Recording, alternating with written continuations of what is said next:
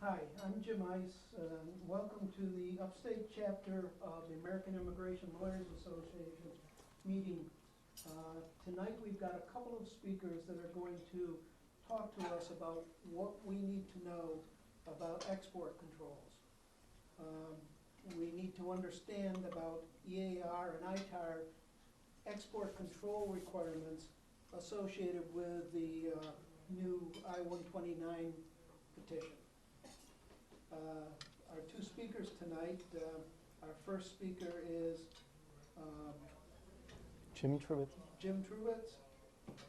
He has over 30 years experience in compliance consulting and supply chain management.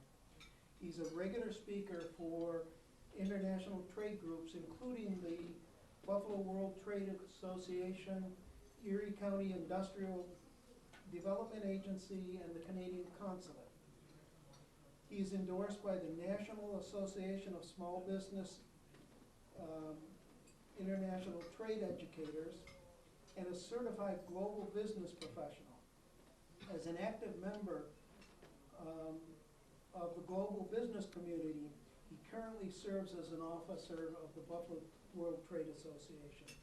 Jim graduated with a Bachelor of Arts degree from SUNY Buffalo and went on to complete the executive program in supply chain management for the Laurier Institute, as well as the International Air Transport Association's Air Cargo Training Program, passing with distinction. Jim is a licensed custom broker, certified customs specialist, and director of business development for Mohawk Global Logistics. After Jim's done, we've got Jon Yormick.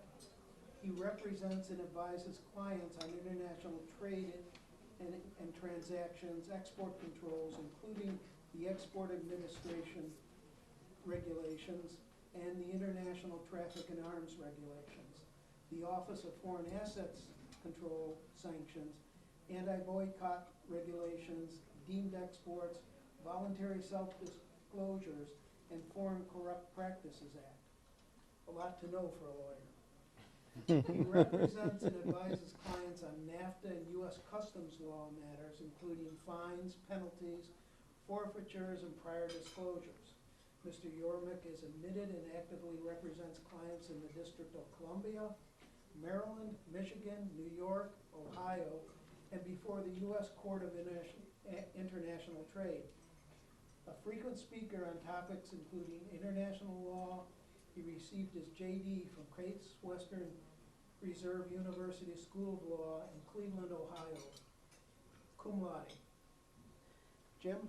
When it comes to export controls and the Part 6 certification, it's important that you do your due diligence. You as a representative of your petitioners, it's critical that you look at the different scenarios and be aware of them to help make sure that you've done your due diligence, and so is your petitioner. So, there's actually two different scenarios.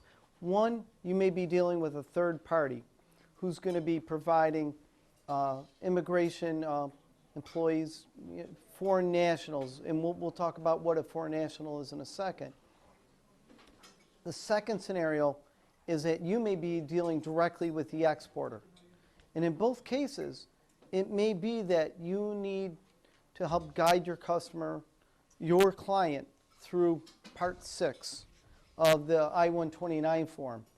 And one of the things that I wanted to bring up was that we were able to get from Joe Grasmick and party, is that there's a great ruling from the BIS on this.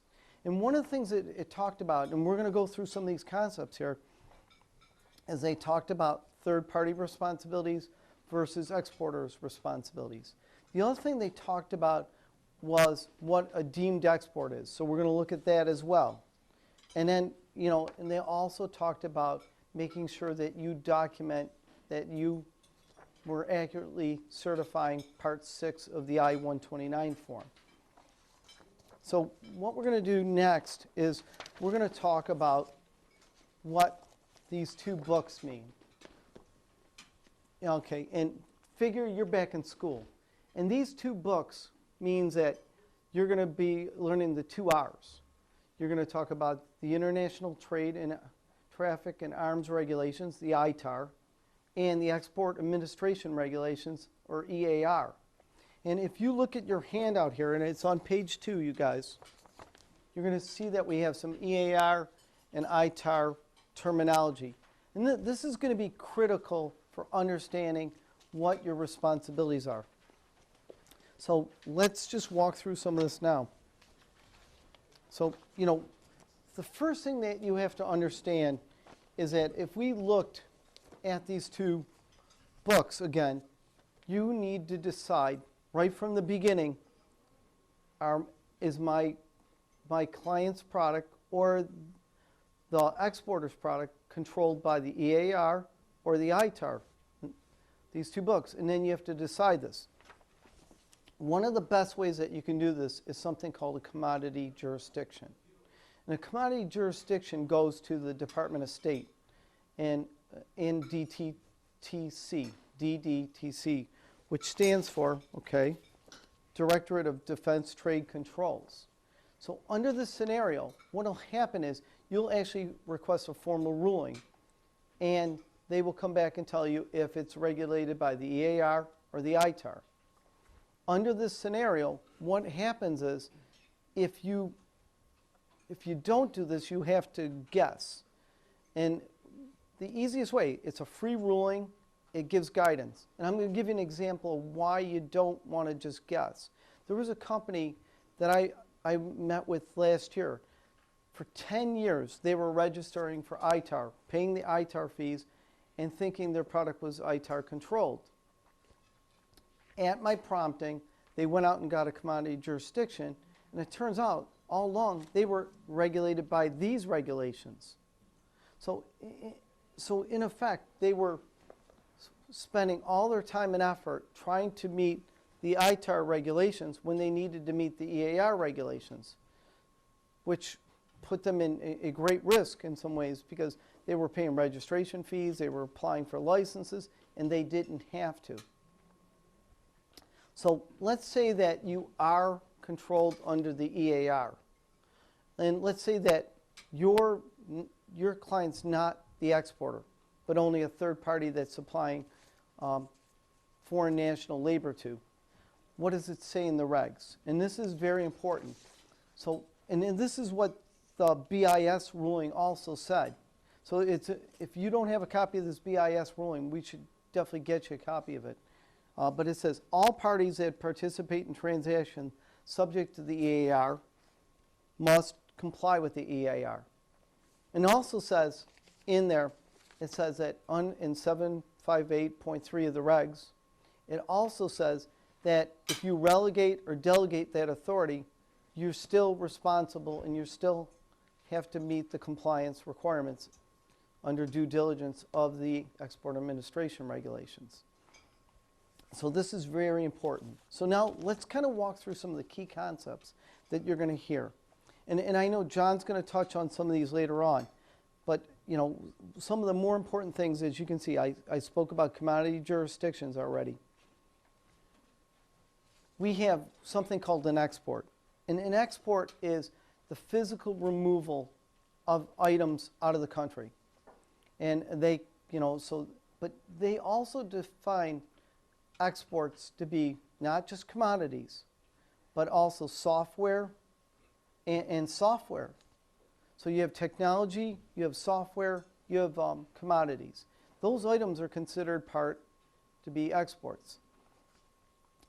Deemed export now is very important. As you can see, if you look at under that definition, it's any source code, any technology that is transferred out of the country or to a foreign national. And I believe you would call them non-resident aliens. Is that the term that immigration uses for this one? Yes. Yep. Exactly.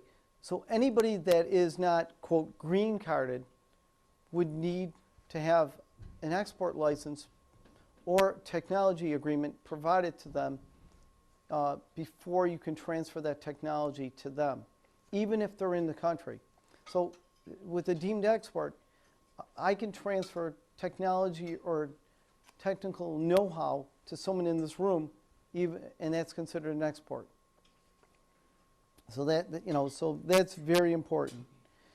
This is something that you have to keep in mind, that this is one of the reasons why when you go to sign Part 6 or assist your client on how to fill out Part 6, they need to decide, yes, we've reviewed the EAR and the ITAR, and yes, we don't need a license. Or, no, we do need a license and we're going to apply for one. So this is something that you need to understand. The way it all works, though, is if under the EAR you have a commodity, and I want to take you to another page here. There's a section that says Intro to Commerce Department Export Controls. There's a section there. On page 2, you're going to see at the top left-hand corner something called the Commerce Control Categories. And you're going to see that it goes from 0 to 9, and it's different materials and products. Okay, so there's sensors and lasers, electronics, material processing, and then there's 5 product groups. And you got the systems, you got test, inspection, production equipment, you got materials, you have D for software, and E for technology. The way it normally will work, and John's going to show you on his slide as well, that he has an example of one that falls under category 2 for production equipment, B, for production equipment, 350, which is chemical processing equipment.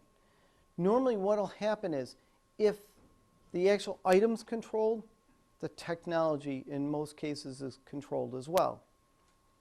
So if someone goes through and is doing their due diligence or goes and contacts the exporter, if they're a third party, and says, is your commodities controlled? And they say, yes, we believe they're controlled under this category in the CCL, you're going to know that you're going to need to get an export license for that foreign national. And, we're going to, now you also have here, and that was page 1, you actually have an export control decision tree. Because, Joe asked me to make sure you guys had that export decision tree. But so the first question you got is, are we subject to the EAR or not? Okay? If you're subject to the EAR, you're going to go through the process. So if the goods are subject to an item on the CCL, then you have to determine if that technology is also controlled and if you're going to need a license. And I'll give you an example. There was a company downstate New York that their machinery was controlled. Some of the machinery had was, when you look at the CCL, if it starts with a 1, a 2, normally that's going to have something that the technology is going to be controlled as well. If you start to go like 2B999 or 2B991, you're going to see that usually the technology is not controlled. But in this case, their products were controlled, so their technology was controlled. So they had to make sure that they didn't have any foreign nationals working on that product without a license. So this is pretty much the whole process. The one thing that I wanted to mention here is, let's say that you have a client that that you're trying to get the visa for, and you're going through with the individual, and you find out that the product's not regulated, but for some reason he's from maybe, or let's say Iran, which is one of the sanctioned countries that the EAR and the BIS controls technology just because of the country they're from, because of anti-terrorism reasons. So this is something important. So the BIS doesn't just control the technology and the commodities. They control the country, end use, and individuals. So if you're doing your due diligence, you have to screen for all those 4 items. So now let's just say that we look at that first step on that decision tree now, and it says subject to EAR, and you find out from talking with the client or the exporter, and you find out that the goods are subject to the ITAR, then you're going to exit and you're going to go this route.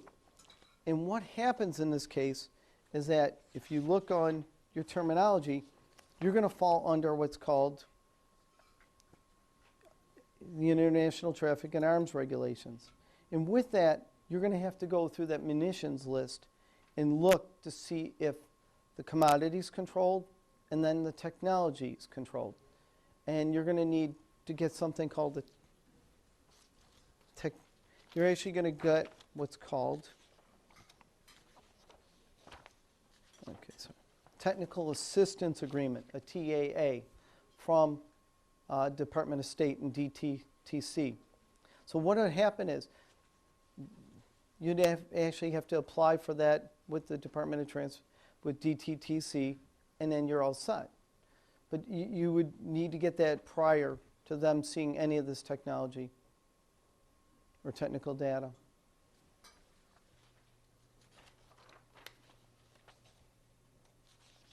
So, some of the more important things that you have to consider when you're going through this is, does your client hire or provide staffing on maybe items that are going to be controlled, either by the ITAR or the EAR? Are they going to share that technology or that software with those individuals? So these are going to be important things that you need to consider.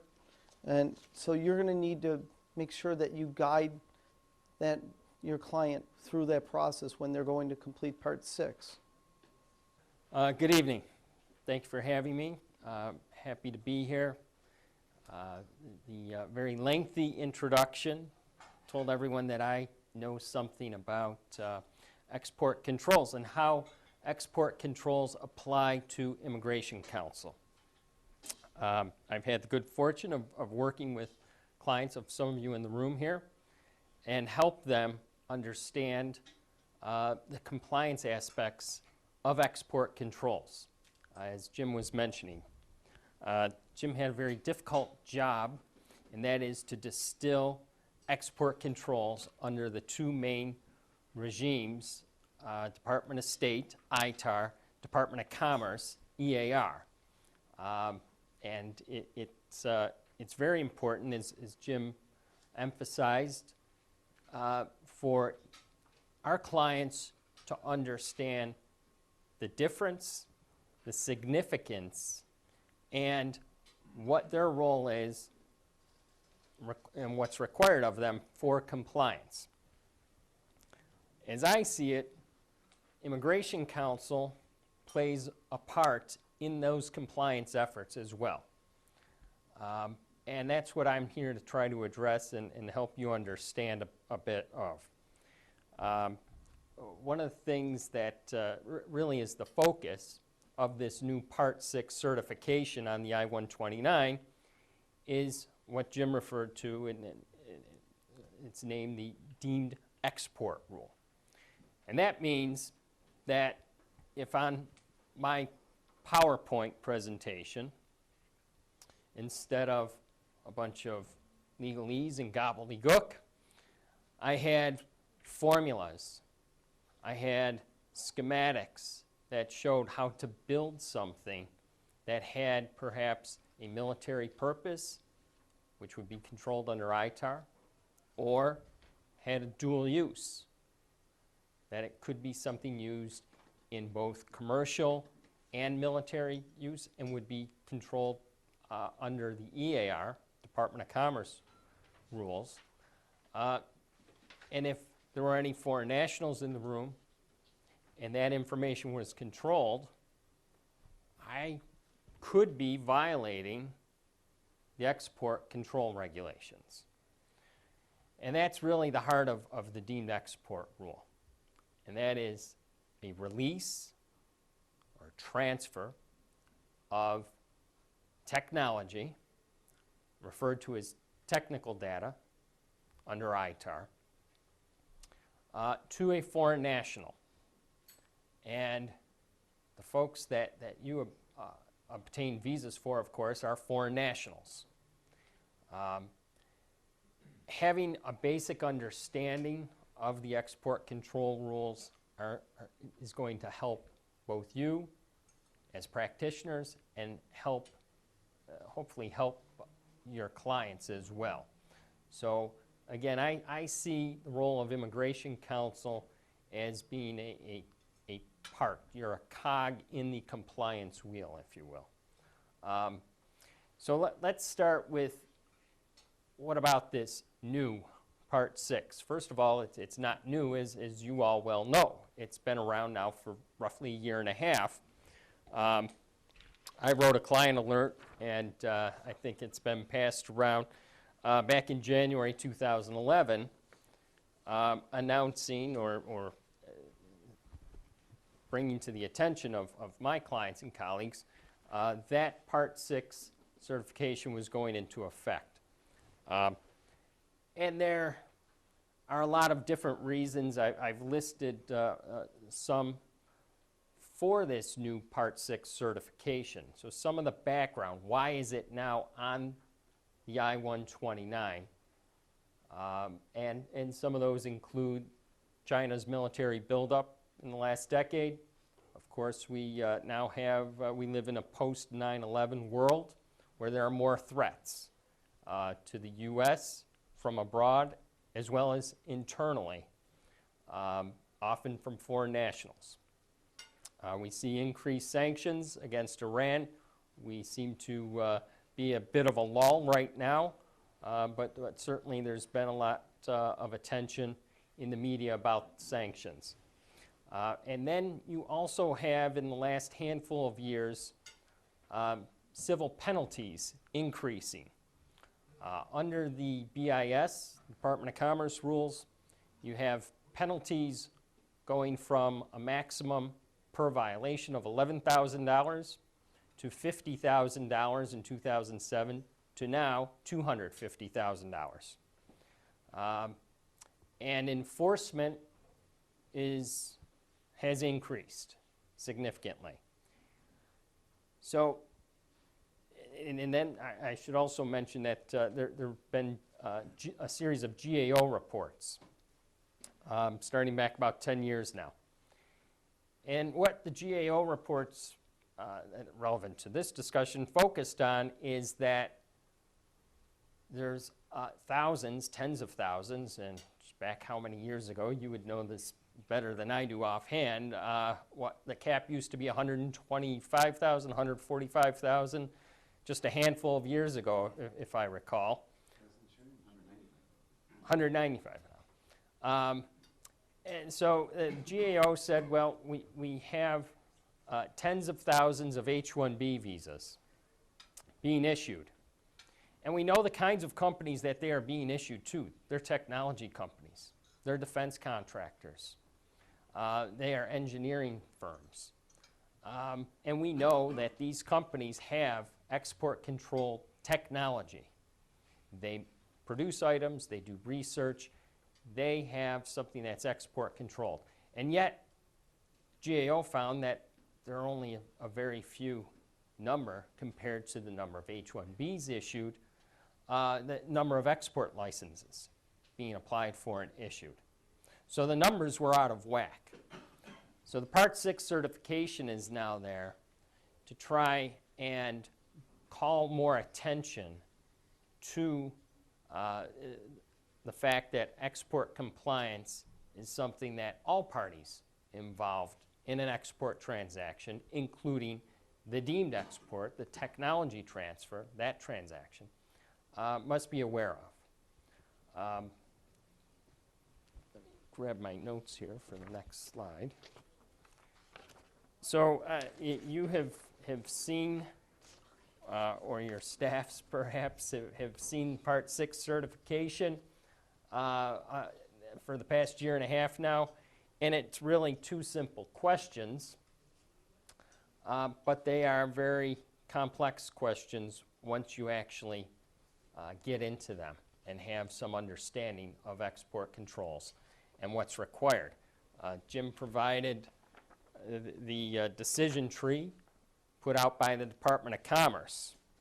That decision tree doesn't include any reference to ITAR. And Jim explained that there has to be a decision made early on or a request made to the State Department in terms of which jurisdiction you fall under, Department of Commerce, the EAR, or State Department, ITAR. So that's not on this, what I would say is somewhat of a complex decision tree. So question one is easy, should be easy. A license is not required to release. Think of transfer as a synonym for release. For a release of the technology or technical data to a foreign person. Your clients have to answer this, but my guess is that some of your clients, if you were to ask them, what is the EAR? What is ITAR? They're going to say, I don't know.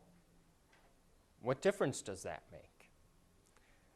So hopefully, through this presentation tonight and some of the materials that we've provided, you can help explain to them why it's important for them to know these things. If you're talking to the HR professionals, they're not likely going to know what export controls are all about. The company, your client, may or may not have compliance professionals, trade compliance professionals on staff that know this like the back of their hand. But someone needs to address these issues.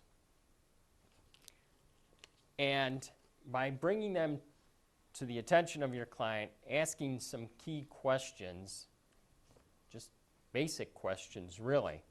From my perspective, as an attorney who represents clients that often get themselves in trouble on regulatory issues, I cannot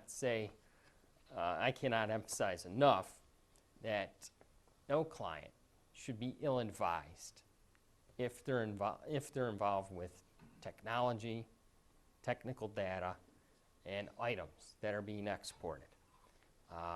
I liken it to playing a game of Monopoly.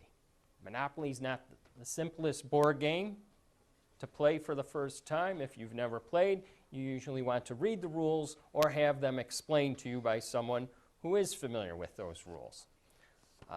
Export control is a bit more serious than a game of Monopoly, so why wouldn't you spend the time as a company involved with that to understand the rules? I'm hoping that this group will help your clients to understand the rules a little bit better, should they not already. I know that many times I have new clients contact me and I begin to ask questions and they say, well, we don't know about EAR. We don't have to worry about that, do we? Well, I'm looking at your website. I've listened to you for the last half hour. Tell me about your products and your workforce. I have some concerns. Perhaps once I learn more, those concerns will go away. But they need to be addressed. Of course, answering or checking the box, I guess I should say, to question one, that a license is not required, means that your client has gone through a proper analysis, a full and proper analysis to make the determination. You can ask some very simple questions in terms of, what did you do? Did someone do it? What was that analysis? The last thing that you want is for USCIS or Department of Commerce, the Office of Export Enforcement, who's most likely going to lead the charge on these investigations, come knocking on your client's door, asking to see documents, including an export control compliance program, policy, statement, who has had training,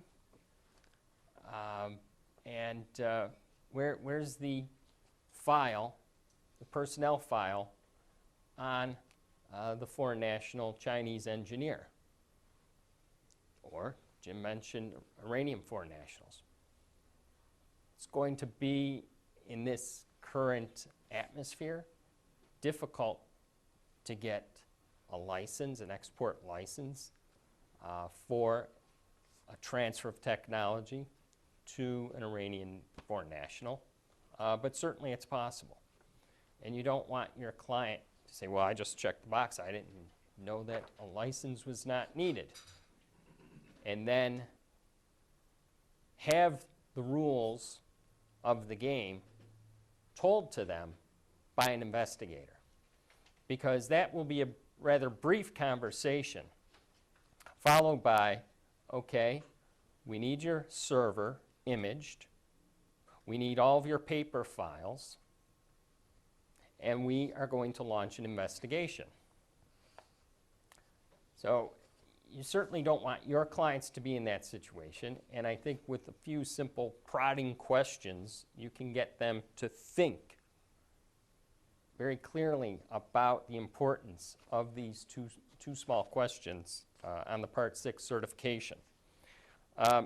Question 2, that a license is required.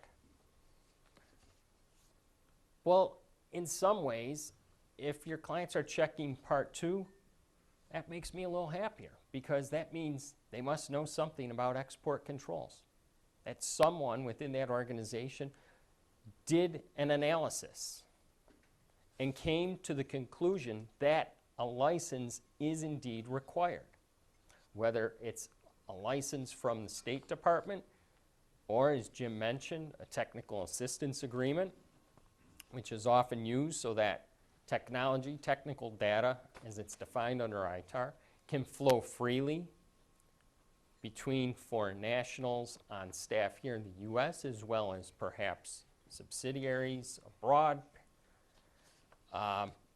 So answering Part 2 to the effect that, yes, a license is required is great, but of course that's only part of what what question 2 asks.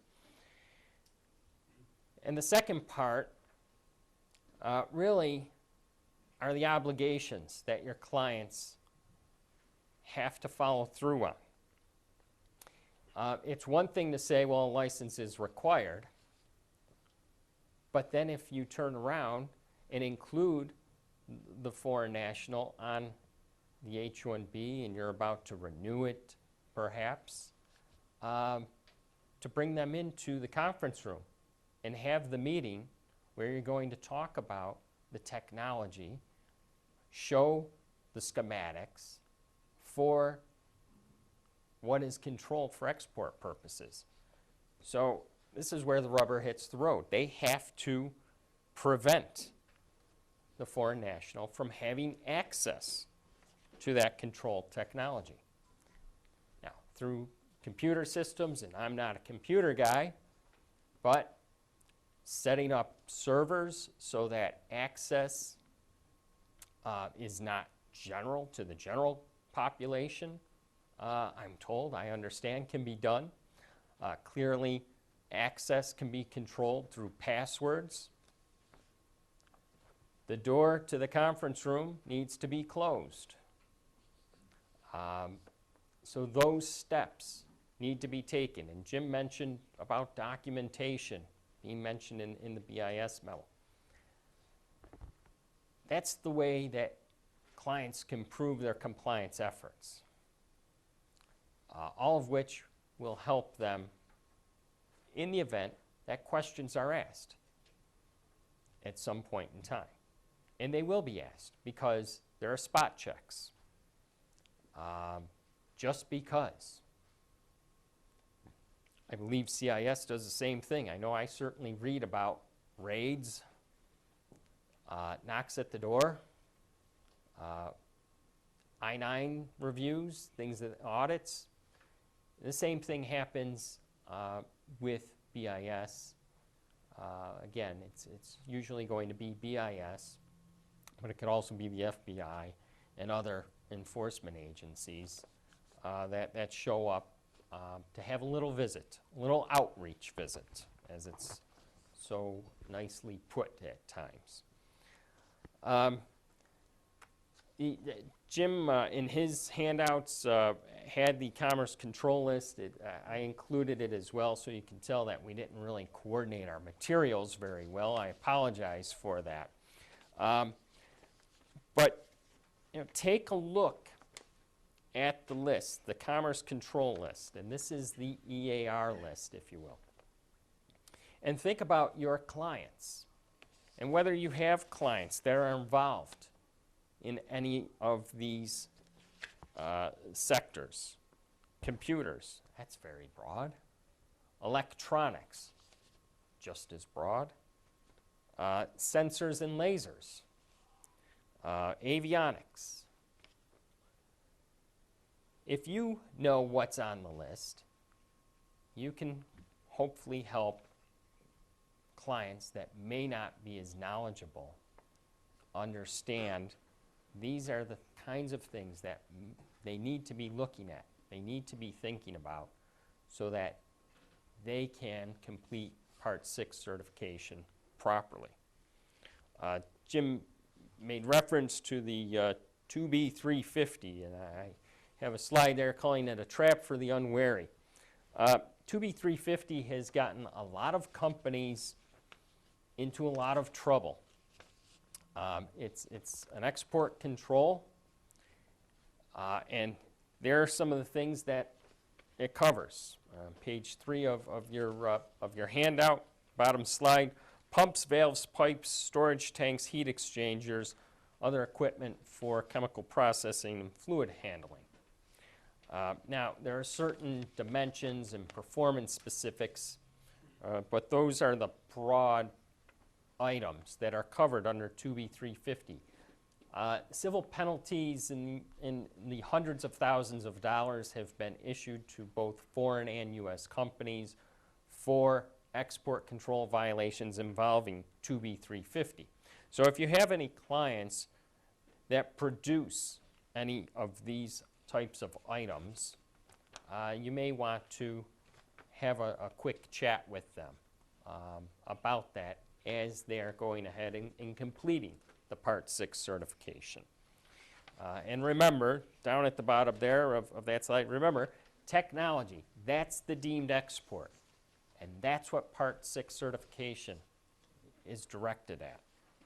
There are also criminal cases, the most famous one being for Professor John Roth, former University of Tennessee professor. He had won a an Air Force contract. I've taken some excerpts there from the FBI press release that was issued just this year. Professor Roth is now spending 4 years behind bars for violating ITAR, and the Arms Export Control Act. What he did was give access to this plasma technology for the Air Force contract to first a Chinese national grad student. He also gave a presentation over in China. He gave the PowerPoint presentation that I was mentioning earlier. When the research had bogged down a bit, wasn't going as quickly as Professor Roth thought it ought to be, because he had to jump through all these hoops about compliance with ITAR and the Chinese foreign national grad student, it was too slow. He did himself one better. He brought in another graduate assistant who was Iranian. He also had a partner in the business sector. That company pled guilty They chose not to go to trial, wisely, and received a corporate conviction.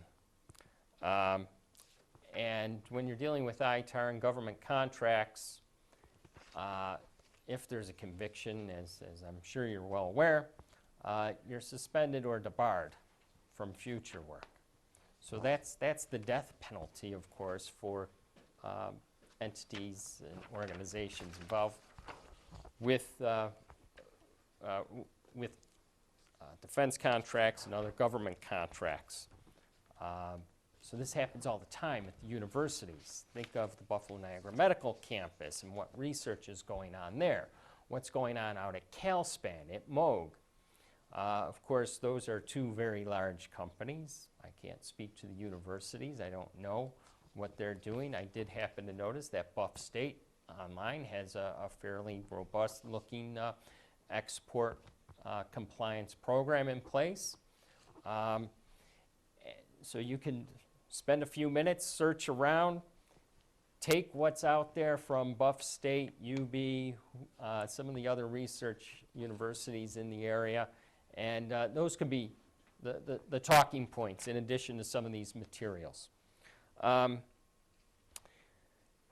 Let me just close with a few thoughts on this, and that is, as you well know, Part 6 certification on the I-129 applies to a certain limited class of visas, primarily H-1s, Ls, and Os. But this deemed export rule comes into play, as I tried to give a couple of examples, outside of those main visa categories. I have a client involved in the oil and gas. They supply oil and gas industry. A few years back, they contacted me and said, we have a small delegation from the Iraq Oil Ministry coming for a visit. We're going to have meetings. What can we and can't we talk about?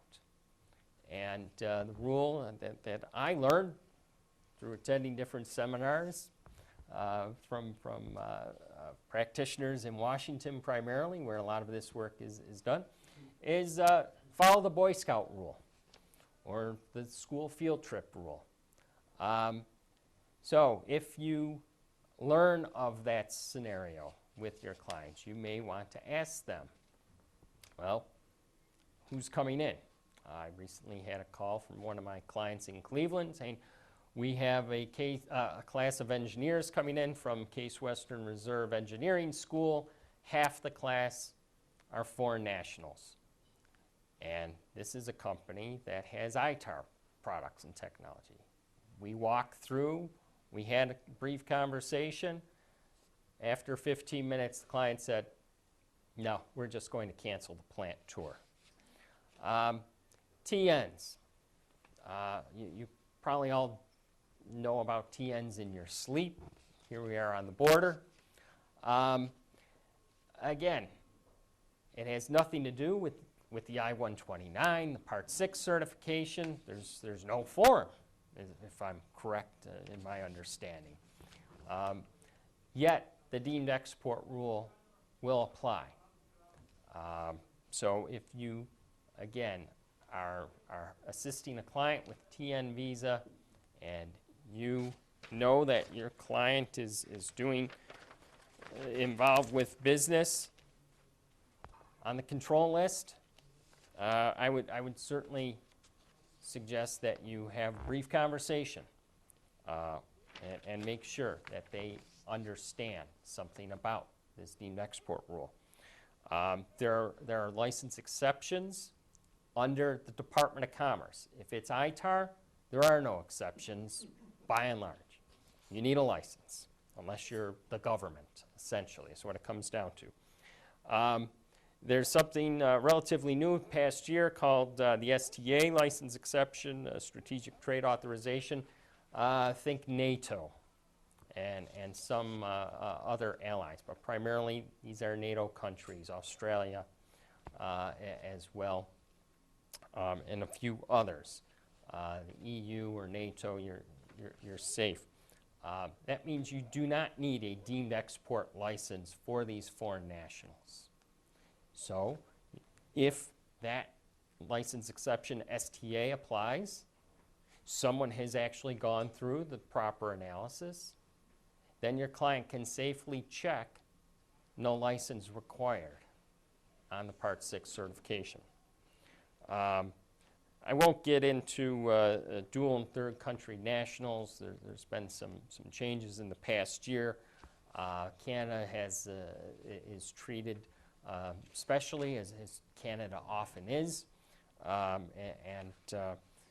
If you wanted to know more about that, I'll be happy to send you an email or have a conversation with you. And then Jim mentioned staffing companies, and I've worked with some staffing companies already on this. And you know, the thing that is very clear, and the memo makes this clear, it didn't seem to need to be stated, but it's the company that is actually transferring or potentially transferring the controlled technology to the foreign national. So your staffing company clients do not have to apply for the license. It's not their responsibility. However, as Jim read to us in the regs, they are in a very broad construction of the regs, and they are given broad readings. They are part of the export transaction. They're responsible for placing the foreign national at that company.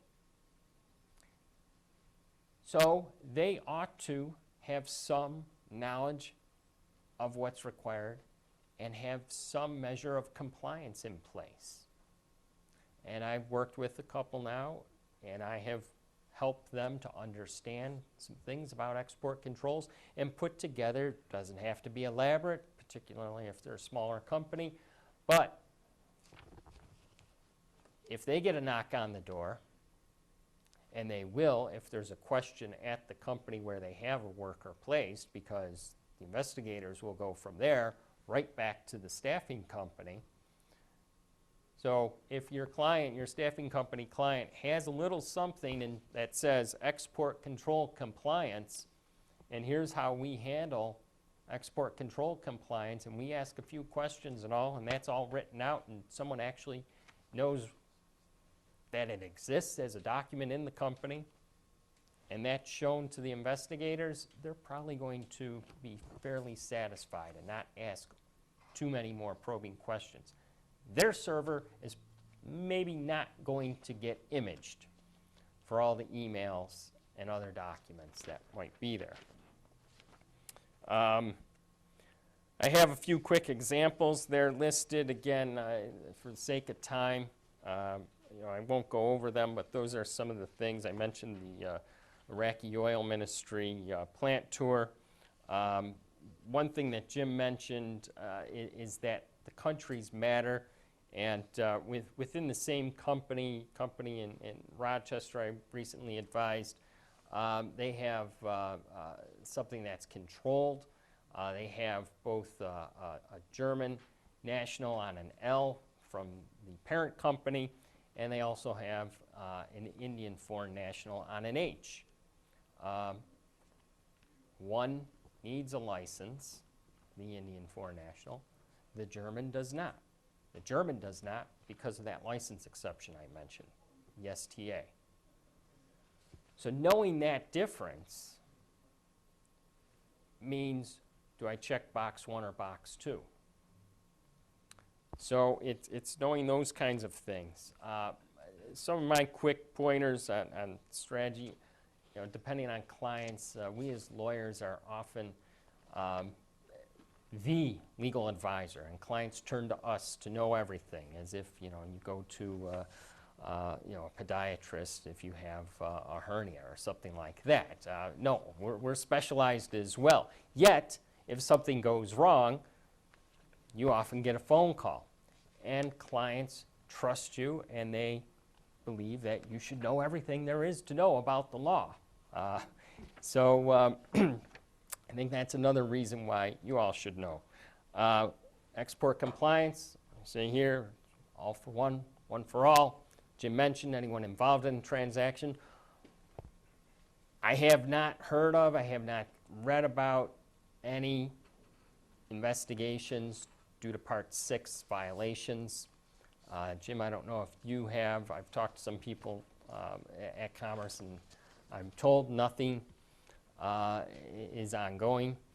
But the techniques are to talk to everyone involved in the transaction, in the export transaction. That potentially, in my view, includes you as immigration practitioners. And these are all strict liability offenses, so nobody escapes. That's why having compliance in place is helpful, because those are mitigating factors should there be a penalty phase. Thank you for your indulgence. I appreciate being asked to give this presentation. One of the best ways that you can do this is something called a commodity jurisdiction. And a commodity jurisdiction goes to the Department of State and in DDTC, which stands for, Directorate of Defense Trade Controls. So under this scenario, what will happen is you'll actually request a formal ruling, and they will come back and tell you if it's regulated by the EAR or the ITAR. Under this scenario, what happens is if you don't do this, you have to guess. And the easiest way, it's a free ruling, it gives guidance. And I'm going to give you an example of why you don't want to just guess. There was a company that I met with last year. For 10 years, they were registering for ITAR, paying the ITAR fees, and thinking their product was ITAR controlled. At my prompting, they went out and got a commodity jurisdiction, and it turns out, all along, they were regulated by these regulations. So in effect, they were spending all their time and effort trying to meet the ITAR regulations when they needed to meet the EAR regulations, which put them in a great risk in some ways because they were paying registration fees, they were applying for licenses, and they didn't have to. So let's say that you are controlled under the EAR. And let's say that your client's not the exporter, but only a third party that's supplying foreign national labor to. What does it say in the regs? And this is very important. So, and this is what the BIS ruling also said. So if you don't have a copy of this BIS ruling, we should definitely get you a copy of it. But it says, all parties that participate in transaction subject to the EAR must comply with the EAR. And it also says in there, it says that in 758.3 of the regs, it also says that if you relegate or delegate that authority, you're still responsible and you still have to meet the compliance requirements under due diligence of the Export Administration regulations. So this is very important. So now let's kind of walk through some of the key concepts that you're going to hear. And I know John's going to touch on some of these later on, but you know, some of the more important things, as you can see, I spoke about commodity jurisdictions already. We have something called an export. And an export is the physical removal of items out of the country. And they, you know, so, but they also define exports to be not just commodities, but also software and software. So you have technology, you have software, you have commodities. Those items are considered part to be exports. Deemed export now is very important. As you can see, if you look at under that definition, it's any source code, any technology that is transferred out of the country or to a foreign national. And I believe you would call them non-resident aliens. Is that the term that immigration uses for this one? Yes. Yeah, exactly. So anybody that is not, quote, green carded would need to have an export license or technology agreement provided to them before you can transfer that technology to them, even if they're in the country. So with a deemed export, I can transfer technology or technical know-how to someone in this room, and that's considered an export. How about technology that was developed overseas that's imported into the U.S.? Are we responsible for that?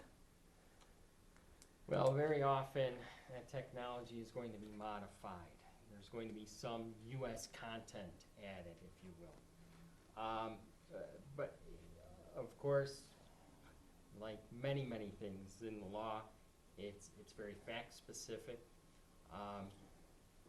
If the technology comes in from overseas, from a parent, an affiliate, it may come by way of a licensing agreement, for example. The controls apply to exports. So coming in, no, the BIS, EAR, and ITAR will not apply in those instances. But it could be modified, and that's why companies have to, Jim talked about the jurisdiction. Jurisdiction can shift in the blink of an eye, especially when it involves technology, because what used to be a commercial application could become a military application or a dual use application. Through modification. Right, so companies really have to monitor and stay on top of it. You have to understand too, and as John said, that the rules regarding U.S. content added to foreign goods and vice versa could modify it, and they could consider it now U.S. technology in the case as well. So it can be tricky, and that's why in some cases you will seek a commodity jurisdiction or a CCAT, which is a classification decision from BIS. If in doubt, get it in writing sometimes, especially those gray ones are the ones that you're really going to want to look after. Okay. Now, I think I'm a pretty good immigration lawyer, and immigration law is one of the most complex laws there is. But I can't understand this stuff. And, you know, I don't want to be responsible. Can I distance myself from this by saying, look, client, I don't understand this EAR and this ITAR. I've got an attorney that I can refer you to that really knows that stuff, and I think that you should talk to him. Is that sufficient for me to protect myself? Should there? Escape the investigator? Yeah. You can hide under my desk, Jim. That's Okay. not a problem. You know, certainly, if I got the referral, I would be pleased to help. And it's really compliance of any nature. There's a lot of support out there, and you know, I don't want to see you lose your good immigration practice and your good reputation. So I don't want to go to jail. we're going to help you out, and you're not going to go to jail because you're smarter than that. You're not as arrogant as Professor Roth was, as bold as he was, and he really thumbed his nose at the administration when they brought on an export compliance person. They said, you can't do this. It was actually the university that contacted the FBI. Okay. They had no charges brought against them. So I'm pretty confident you'll be safe. Okay. Now, I don't understand. If I need a license, do I get one license and it'll cover any employees that I hire? Or is a license, you know, I've got this Chinese PhD, and I've got this Iranian PhD, and I've got this German PhD. Do I have to get a license for each individual if a license is necessary? You're not going to like the answer on this one. Normally what happens when you'll submit your application for to release technology to an individual, you have to give them their resume, their full pedigree on information. They're going to want to know the details. Are they holding a Canadian passport and an Indian passport? They're going to want details on it, you know, on some of these details. Regulated by the ITAR or the EAR, because the BIS is going to rule. They're going to view the citizenship where you hold your passport and where you're domiciled. Where unfortunately ITAR looks at both countries that you'd be holding your passport in. Right, although that's part of some of the reforms that are going into effect at some point. The other thing, when it's ITAR, you're going to have to prepare a technical assistance agreement, and clients have to write that, and that's very detailed as well. And then it has to be submitted to State Department, to Director of Defense Trade Controls for approval. And that then becomes your blanket license, if you will, but only for what is included there. Once you begin to vary because you didn't include certain people or certain projects, etc., then you're actually in violation. Okay, and if I've got a company that, now that I know more about this, I have concerns that maybe they didn't prepare that correctly when they signed off and said, no, we're not subject. But they're making military weapons, and they've hired an Iranian. Do I go back to them at this point and say, you might want to rethink this? I would, Okay. because in that scenario, there's ongoing violations of the law. So then we have to fall back to our ethics rules. And so I would certainly take action. You want to protect yourself and your ethical obligations, certainly. But of course, you want to protect your client. You want to be a better lawyer and provide the best service that you can and say, wait a minute. Okay.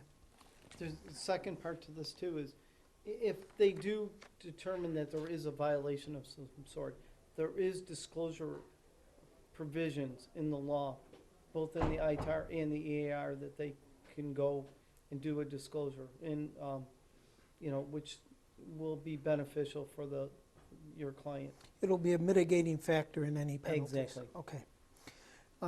Now, if my client has work that they do that is subject and work that they do that isn't subject, can they isolate that person and say, Yes. you don't have access? Yes, that's what they need to Yep. do. Okay. I think on that one, we have to end. Our time has come to a close here.